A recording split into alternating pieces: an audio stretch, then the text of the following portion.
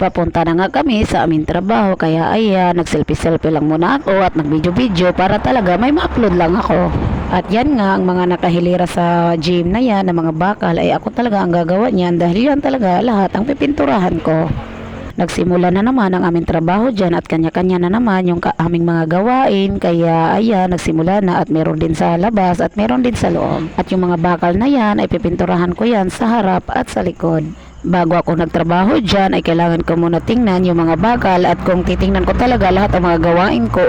At ayan na nga, chiniko lang muna yan bago ako gagawa. At alam nyo ba guys, yung sa likod na yan, ayan talaga ang barracks namin dahil stiin talaga kami dyan. At yan lahat ng bakal ay hindi pa yan at napakarami pa talaga yan. Kaya ayan, nagkaluto na rin ako ng tanghalian namin at maya maya ay kakain na talaga kami at tawagin ko na yan sila. At pag 11 AM na ay ako ay napiprepare na talaga ng pagkain namin at nagisa lang muna ako ng tuyo dyan dahil pakasarap naman talaga yan i-partner sa aming gulay na may sabaw. At alam nyo ba, yung sabaw na yan ay bagay talaga yan sa mga trabahante ng construction dahil napakapagod nga naman talaga magtrabaho ng mga ganyan. At alam nyo ba guys, hindi ko kinakahiya na ganyan lang talaga kami dahil nasa construction kaya kami.